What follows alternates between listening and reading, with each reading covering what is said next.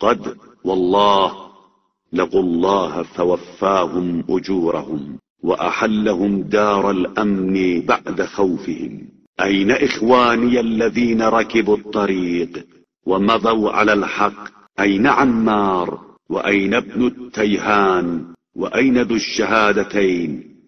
وہ خدا کی بارگاہ میں حاضر ہو گئے اور انہیں ان کا مکمل اجر مل گیا. مالک نے انہیں خوف کے بعد امن کی منزل میں وارد کر دیا ہے. کہاں ہیں میرے وہ بھائی جو سیدھے راستے پر چلے اور حق کی راہ پر لگے رہے؟ کہاں ہیں عمار؟ کہاں ہیں ابن التیہان؟ کہاں ہیں ذو الشہادتین؟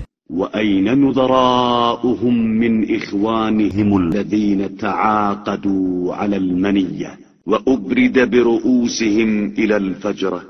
قال ثم ضرب بيده على لحيته الشريفة الكريمة فأطال البكاء ثم قال عليه السلام کہاں ہیں ان کے جیسے ایمانی بھائی جنہوں نے موت کا عہد و پیمان باندھ لیا تھا اور جن کے سر فاجروں کے پاس بھیج دیے گئے؟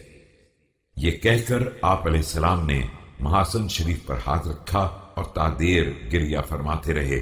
اس کے بعد فرمایا أوبه على إخواني الذين ابتلوا القرآن فأحكموه وتدبروا الفرض فأقاموه أحيوا السنة وأماتوا البدعة دعوا للجهاد فأجابوا ووثقوا بالقائد فاتبعوه.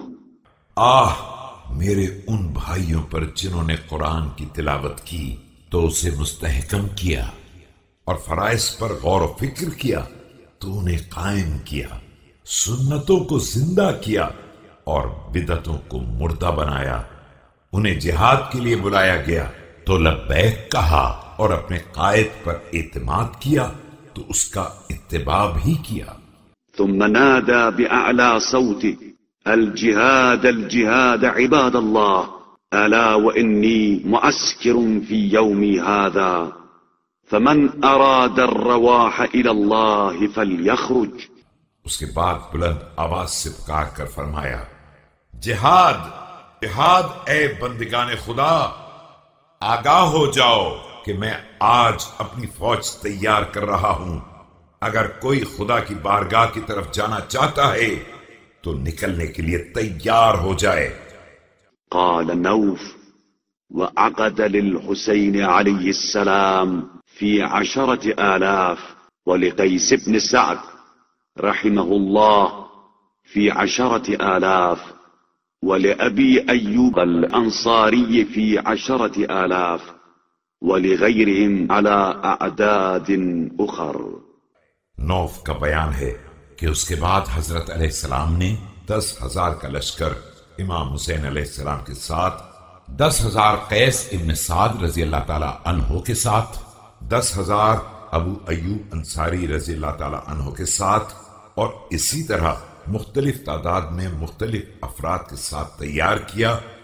وهو يريد الرجعة إلى صفين فما دارت الجمعة حتى ضربه الملعون ابن ملجم لعنه الله فتراجعت العساكر فكنا كأغنام فقدت راعيها تختطفها الذئاب من كل مكان. اور آپ علیہ السلام کا مقصد دوبارہ صفین کی طرف کوچ کرنے کا تھا کہ آئندہ جمعہ آنے سے پہلے ہی آپ علیہ السلام کو ابن ملجم نے زخمی کر دیا، اور اس طرح سارا لشکر پلٹ گیا اور ہم سب ان چوپایوں کے مانند ہو گئے جن کا رکھوالا گم ہو جائے اور انہیں چاروں طرف سے بھیڑیے اچک لینے کی فکر میں ہوں.